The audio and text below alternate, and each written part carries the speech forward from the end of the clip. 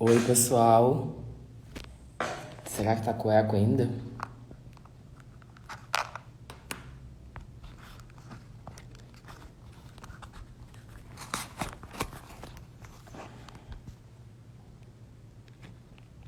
Vou aguardar aqui que o Gabi já deve retornar.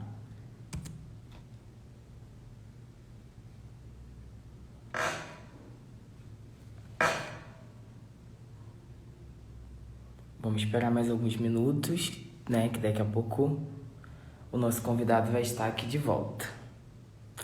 Giovana já tá aqui com a gente, já entrou, Verônica também.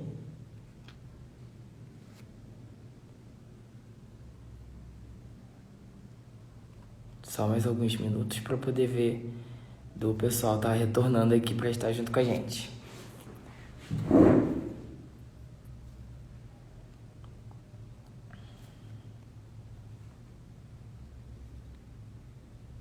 Ó, chegou mais uma pessoa. Vamos aguardar mais um pouquinho que Gabi tá retornando. Pessoal, ainda tô com eco. Se... Ou melhorou um pouco?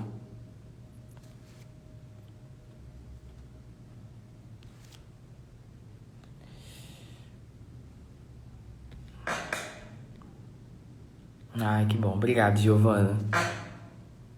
Ó, a Jéssica voltou também. Ah, que bom. Deve ter sido alguma coisa do som, né? Do som e da internet, talvez. Ai, obrigado, que bom, gente. Agora vamos só esperar aqui que o Gabi vai, vai retornar aqui pra gente poder retomar a nossa conversa. Ah, temos mais uma aqui. Carol entrou também.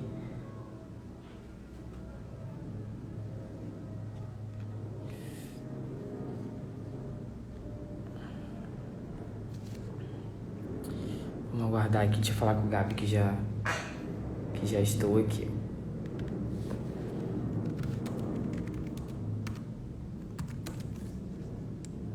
Ah, ele voltou, ele tá aqui. Na hora que eu ia mandar mensagem, ele... Tá.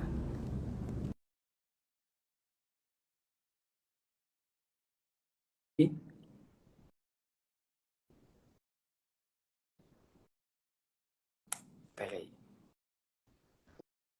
Oi, Gabi. Melhorou E agora? agora? O pessoal falou aqui no chat que melhorou 100%. Eu acho que deveria ser alguma questão do som ou da internet, né? Que poderia estar dando um eco. Para a gente poder retomar, né, a nossa conversa, eu estava falando a respeito de um componente essencial que você falou, de pensar o território, né? E aí eu trouxe a questão de pensar os territórios do interior e da Baixada Fluminense, né? Eu sou da Baixada Fluminense, eu sou de Belford Roxo, então lá eu ainda percebo que algumas pautas e algumas temáticas elas não são ainda trabalhadas, né? Até de pensar a população LGBTI+, como um todo, mas pensar corpos pretos, pessoas trans, né? Esse é um debate que não, você não vê em lugar nenhum, né? Eu até, no meu mestrado, eu pesquisei a homofobia contra adolescentes na escola. E aí, para eu chegar, né, na escola, para eu chegar nos professores, para eu chegar nos alunos, para eu chegar, né? Então, assim, você encontra toda uma barreira. E, e que essas pautas, né, infelizmente, são pautas que elas incomodam, né? Que aí, em algum momento as pessoas falam, mas como é que você vai falar sobre isso, né? Como é que vai ser abordado isso? E aí, uma questão também muito importante que você trouxe, de pensar os dados, né?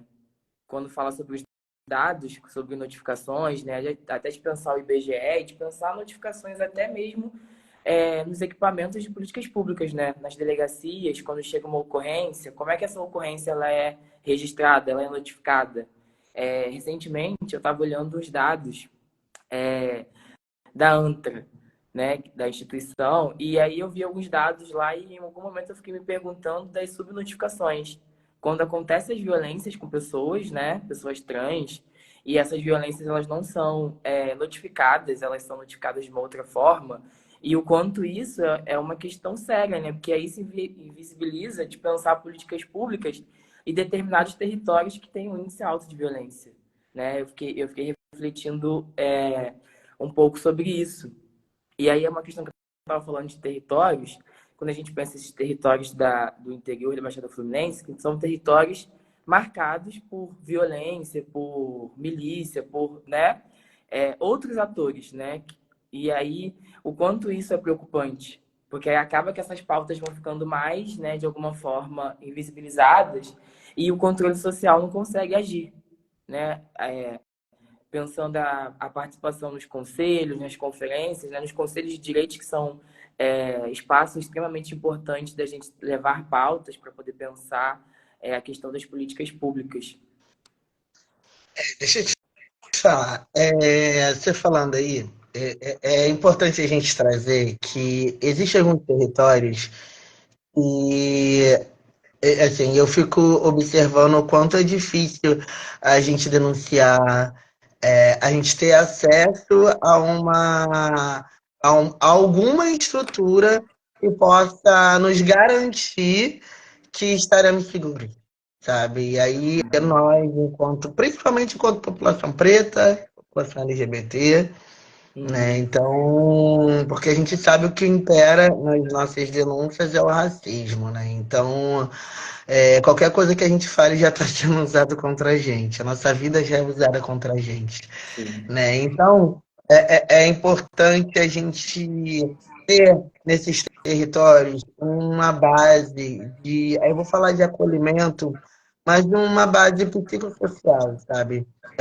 Eu tenho conversado e é muito louco quando a gente fala de saúde, as pessoas acham que é saúde doença. E assim, se sim, eu tenho saneamento, que é a saúde. Se eu sim, tenho alimento, se eu tenho um emprego que não me explora, se eu tenho qualidade de vida, eu tenho saúde, sabe? Se eu sim, tenho educação, se eu tenho acesso, eu tenho saúde, né?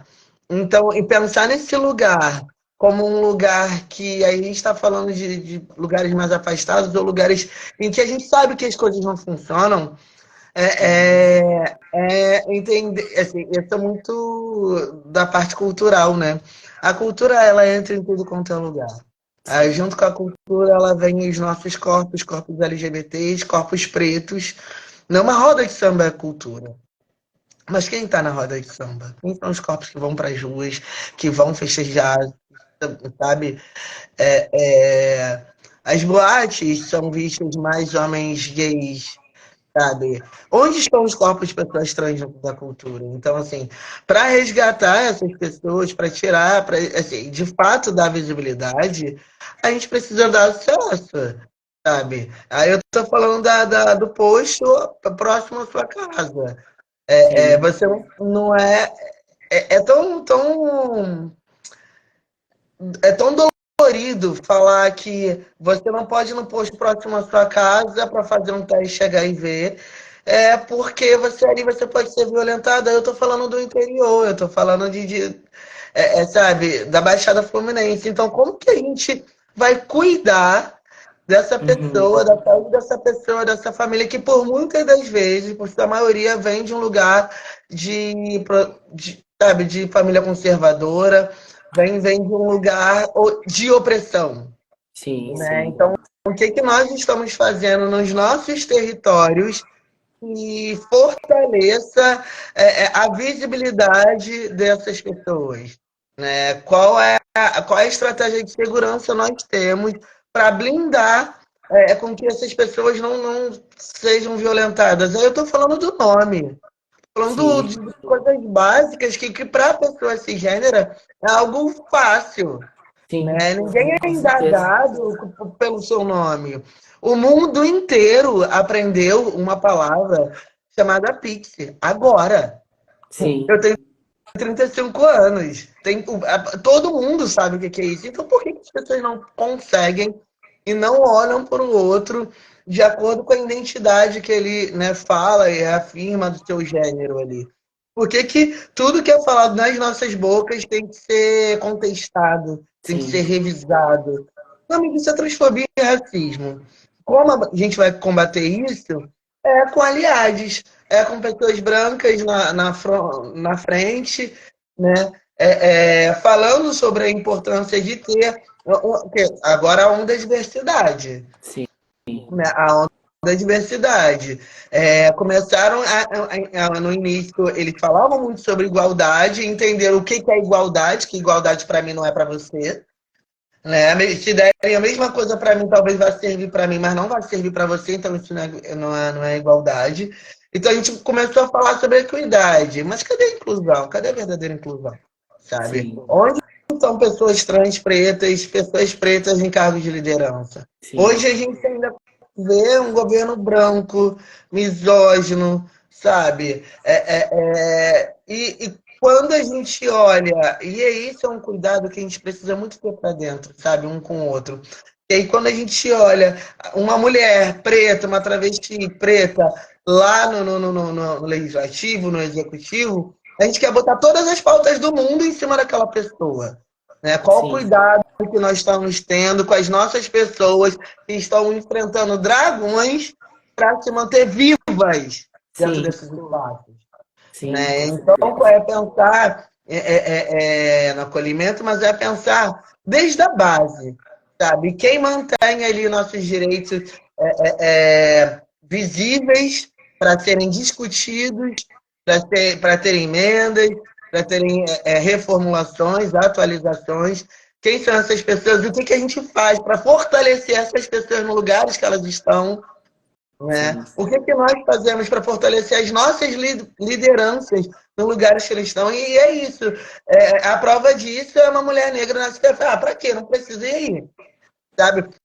Até que ponto o que nós estamos. é, eu ia falar implorando, mas é reivindicando, não volta para a gente como uma estratégia de morte. De novo, né? sim, Nós aqui do Rio de Janeiro, a gente sabe o quanto o sistema ele é genocida, o quanto ele é violento com nossos corpos, o quanto nós somos já a fileira, nossa cara é a fileira para eles matarem. Mas de que forma que eles vão nos matar? Isso é uma estratégia deles, porque nós estamos aqui nos estruturando para nos manter vivos e nos colocar vivos nesses espaços, sabe? Cobrando a nossa existência, cobrando que o direito seja igual para todas as pessoas. E que meu nome, o nome de qualquer outra pessoa trans seja respeitado. E por que que não será? E aí a gente começa a entender e mostrar, a gente precisa mostrar os nossos caminhos, os nossos, sabe? Quais são os caminhos? Como é que você consegue mudar o nome? A gente precisa falar sobre isso. Porque nem todo mundo sabe como é que se faz. Eu sou sim, uma pessoa trans, eu estou perdida, o que, que eu faço? Quais são os espaços seguros que a gente se coloca? Sabe? sim. E onde a gente se coloca é um espaço seguro, isso é importante também. Eu acho que essa questão que você traz, assim, dos espaços de acolhimento, né? Eu acho fundamental. Porque até para essa pessoa acessar até uma informação, se ela já chega ali e ela, em algum momento, ela já não sente um ambiente acolhedor e seguro, ela já não volta mais. E aí, uma gama de direitos e orientações que ela poderia buscar, ela já não vai ter. Ela não vai voltar mais naquele espaço, né? Então, acho que eu até eu trago muito pensando a política de saúde, né? Mas que tem uma política de humanização, né? E em que momento isso está sendo realmente materializado, né? Em que momento os profissionais estão ali comprometidos, né? Quando você está no serviço público ali no, no equipamento de saúde, você está ali comprometido em dar a orientação adequada e respeitosa àquela pessoa. Mas isso não é somente na saúde, é na assistência social, é na educação, né? É em diversos ambientes. E até teve uma pessoa que colocou aqui, ó, que aí você vem falando essa questão também de colocar essa responsabilidade quando tem uma pessoa preta em um cargo de poder e essa pessoa, né, ter que carregar o peso. E aí, o Spike Lu colocou assim, ó, uma prova disso foi a campanha para uma mulher negra no STF e não deu em nada, né? Que aí a gente vem caminhando, né, o tempo inteiro e até isso que você traz que chega a ser até um pouco angustiante, né? Porque a gente está sempre na luta, a gente está sempre tendo que criar forças para poder colocar os debates em busca dos nossos direitos, né? E até pensando que a gente tem um acesso, né, à informação em algum momento, mas, né, e as pessoas que não têm, né? Então essas pessoas ficam mais, em algum momento, invisibilizadas e desassistidas, né? Vou... Você quer...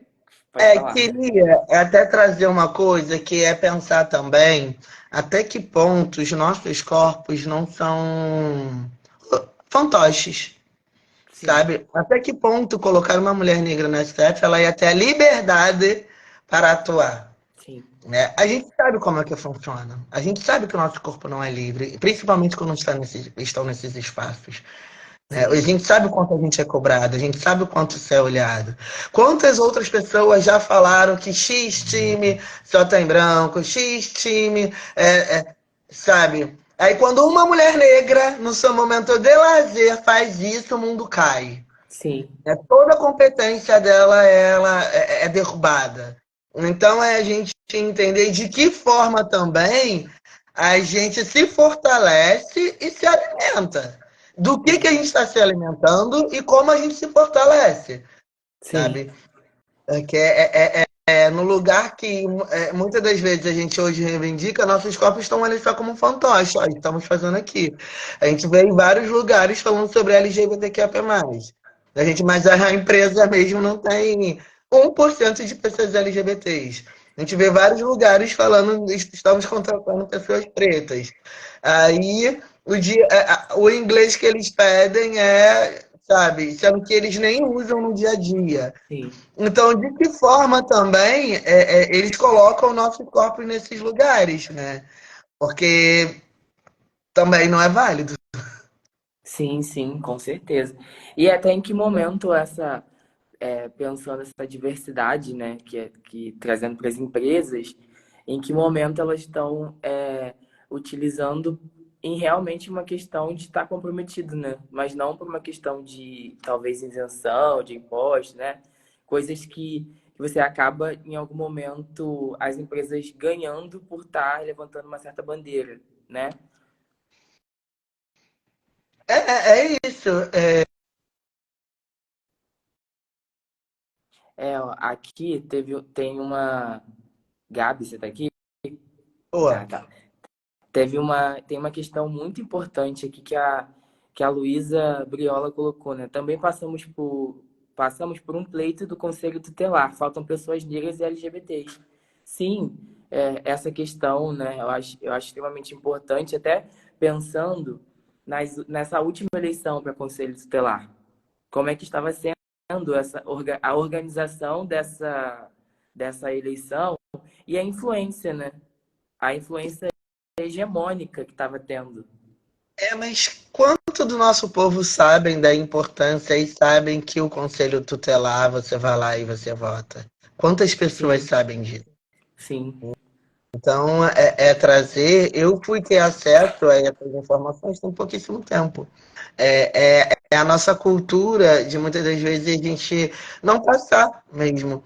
Hoje que eu falo, de 2020 para cá, a gente vê uma mobilização da sociedade civil participando mais de alguns departamentos, participando mais de algumas portarias, que viram a necessidade e entenderam que se o povo não falar dele, sobre ele, não tem como. sim, Sendo que existe ainda uma outra força branca, cisgênera, patriarcal, que nos afasta desses lugares, fazendo, por exemplo, operações no dia de sim, uma eleição, fazendo operações absurdas num dia de prova. E a gente vai entendendo as táticas de sim, afastar os nossos corpos desses lugares de conhecimento, desses lugares de poder, sim, desses lugares de avanço de políticas sim, públicas. sim, Se a gente se olha, a gente se discute, a gente olha a nossa necessidade, a gente consegue enxergar nossas demandas. Se existem demandas, existe um departamento que tem que cumprir essas demandas, que tem que sobrepor essas demandas, mas não consegue. Aí, com a desculpa, tiram nossos corpos da jogada. Quando a gente vai discutir sobre juventude, a gente sabe qual, o índice, a cor e o gênero da juventude que é morta, que a bala é achada. A bala Sim, busca dentro da sua casa, a munição busca dentro da sua casa. A gente sabe a cor, a sim, gente sabe qual é o gênero disso. Né? Quando a gente vai falar de violência doméstica, a gente sabe a cor, a gente sabe o gênero, sim, sabe? E até que ponto os nossos corpos eles também são romantizados, porque pode acontecer a mesma coisa com uma mulher branca e uma mulher preta, no mesmo dia a gente sabe o que vai reverberar, o que vai causar dor, é dor da mulher branca. A mulher sim, preta ela vai continuar indo para sua casa, sendo violentada e assediada em todo o caminho, sendo agredida, enfim. Enquanto a mulher branca vai. E eu não estou falando o que é o que não é, eu estou falando o que a mídia quer. Né? sim, E o que a gente também tem que lutar para nossos corpos e as nossas demandas terem visibilidade. É nesse lugar.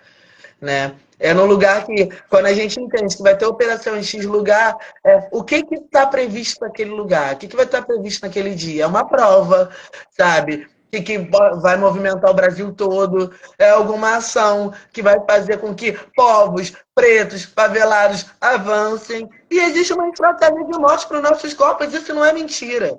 sim, Né? E qual é a estratégia que a gente vai fazer para a gente continuar sobrevivendo? A gente está aqui discutindo sobre isso. Né? E sim, que sim, tenhamos espaços abertos para a gente discutir a cultura de vida para as nossas pessoas. sim, com certeza. E até essa questão que a Luísa trouxe de pensar o conselho tutelar, né? E aí que você também falou de as pessoas não terem conhecimento que pode votar. Eu também, até uns 3 anos atrás, eu não sabia que eu também poderia ir lá e votar, né? E aí a gente pensa também quando envolve crianças e adolescentes, né? E aí fala-se muito de uma proteção, né? Mas quem protege essas crianças, né? Quem é que está ocupando esses cargos de proteção, de pensar crianças e adolescentes e de pensar até adolescentes LGBT, QIAPN+, né? Quando você elege um conselheiro tutelar que não, né, compartilha de pensar a proteção de uma pluralidade de adolescência, de infâncias, como é que fica isso? E aí, isso vai muito mais além quando não tem pessoas ali que ocupam esses cargos, não tem uma representatividade, né? Esses corpos eles são retirados da pasta da educação desde quando eles nascem. Sim, Né? sim, E é uma menina, eu que fui uma criança, uma menina gorda, eu fui violentado na minha infância praticamente toda. Eu não entendia por que os meninos não me queriam, eu não entendia por que meu cabelo era chamado de duro e tinha chiclete nele, sabe? Eu não entendia por que os meninos puxavam meu cabelo. E eu tô falando porque, assim, eu falo que a minha trajetória ela é um pouco diferente do que a maioria das pessoas trans, pretas, tem de histórico, porque eu estudei em uma escola particular, enfim, eu tive um caminho na infância diferente. Mas quando eu também me entendo enquanto uma pessoa trans e vou para as ruas, eu começo a perceber que aquilo que aconteceu comigo também era violência. sim, Né? sim, Então, quantas pessoas naquela época não se afastaram desses espaços que teriam que ser para né, de cuidado, de evolução, de construção, de destruição, é um espaço que muitas das vezes a gente sabe o quanto bullying, o quanto essas violências racistas em cima das crianças afastam esses espaços de ensino. Então, ali hoje a gente não está. É difícil estarmos nesses espaços, porque lá atrás a gente foi retirado, mas a gente está aqui para mudar a história. Né? É por isso que a gente sim, está discutindo. Hoje a gente pode ver a possibilidade de crianças serem trans, de criança ser criança, sabe? Hoje nós temos a possibilidade de termos médicos trans, são poucos, mas estamos avançando e vamos continuar avançando. Hoje nós uhum, temos a possibilidade de ter várias modalidades de pessoas trans, tanto no basquete, no vôlei, no futebol. E temos também diversidade dentro dessas corporalidades dentro da transgeneridade. Né? Então, nós estamos avançando. Não tolerarei, mas nós estamos avançando com uma política de vida. E vida para a sim, população preta. Vida para a população trans preta que vive em periferia. sabe? Que a sua construção é feita e tem que ser de forma diferente. Para as pessoas indígenas, a Wendy está aqui, que é uma pessoa indígena que veio. Desculpa até, Wendy, mas a história de vida dela é maravilhosa.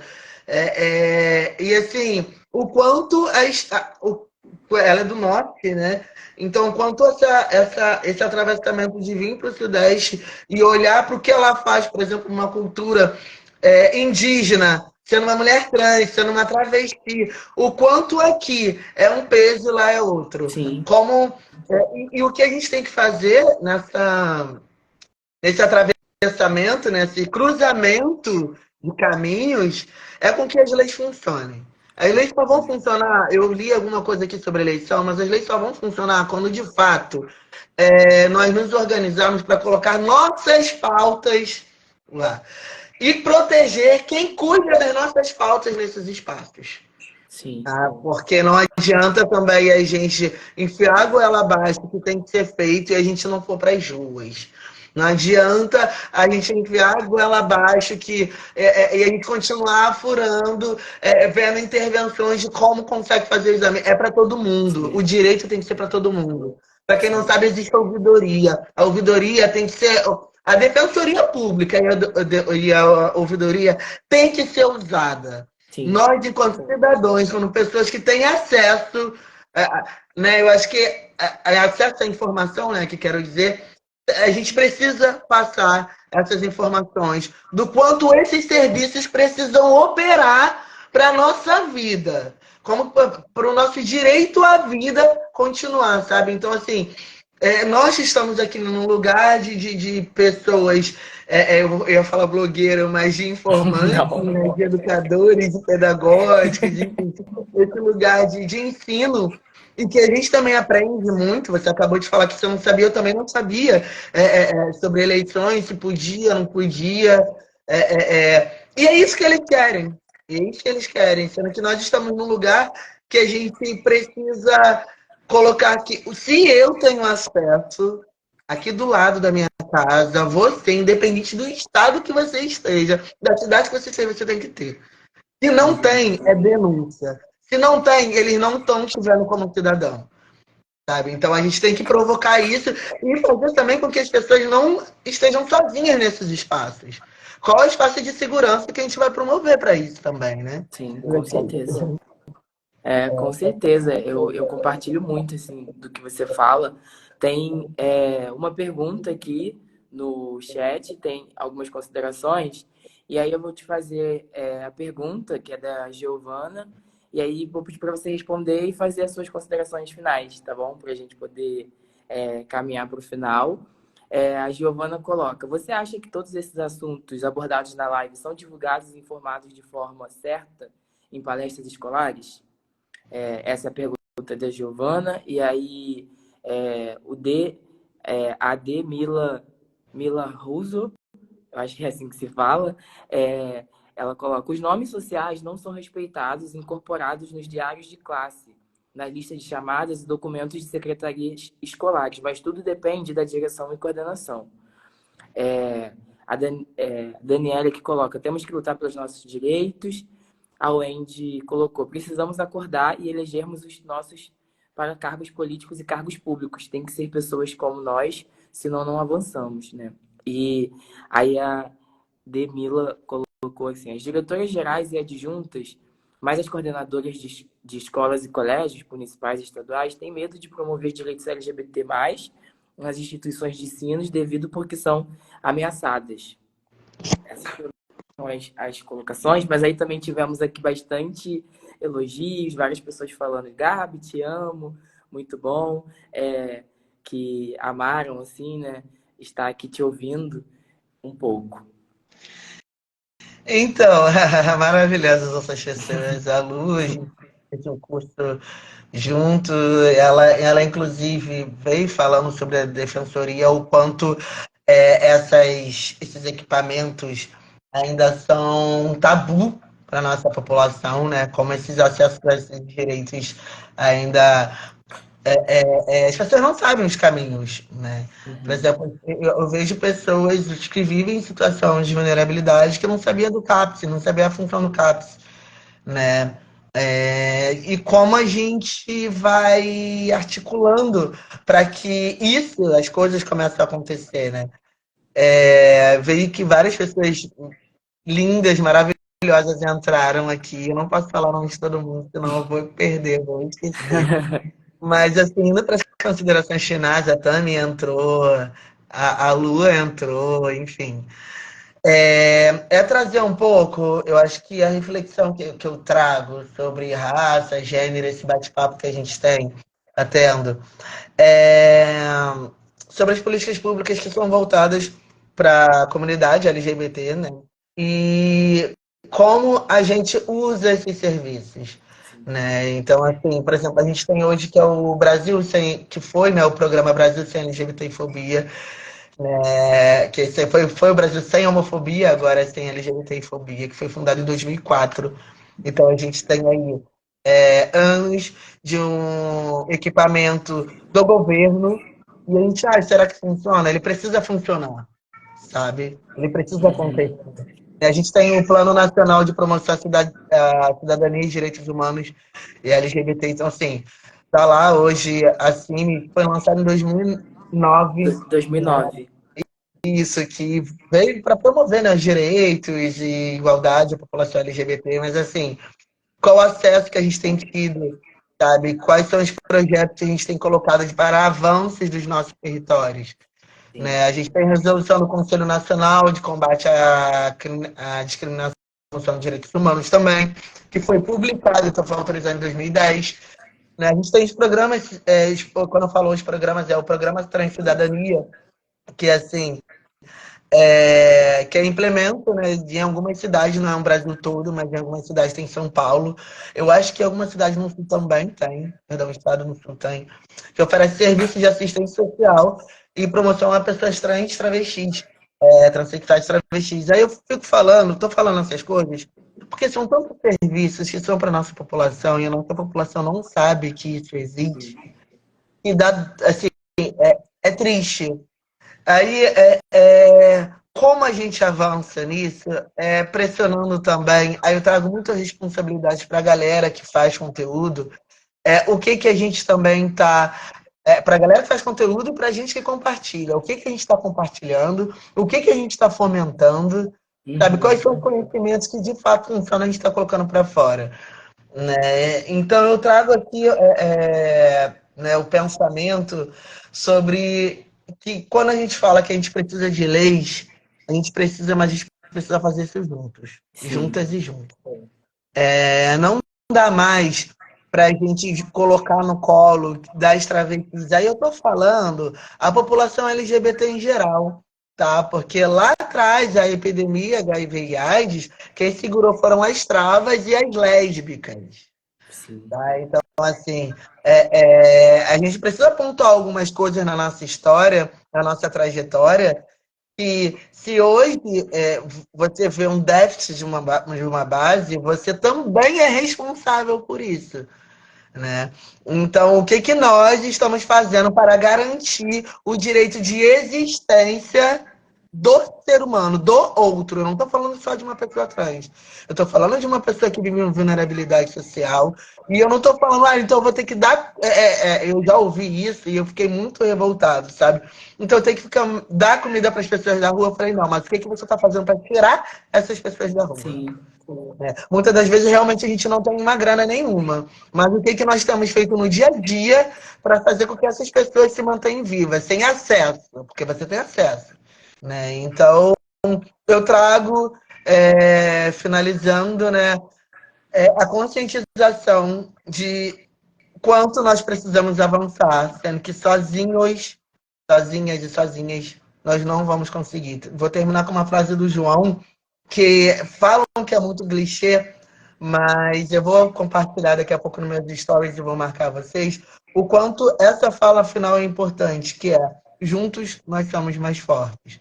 Quem fala Sim. sobre isso é João Gabinelli, que foi um dos pioneiros do movimento transmasculino, que teve toda a sua vida e toda a sua trajetória, até poucos anos da sua morte, invalidada, né? Só apenas para existir. E que nós possamos, então, existir da maneira que nós somos, felizes, amando e sendo respeitosos com o limite e espaço do outro. Eu também estou falando do território e de cultura. É sobre isso. Sim. Nossa, muito obrigado. Tô assim, você deu um gás, assim, sabe? Foi ótimo te ouvir. Foi ótimo todas as questões que você trouxe. Assim, fiquei refletindo aqui. Por mim, eu ficava aqui, a gente conversando aqui, refletindo e pensando, né?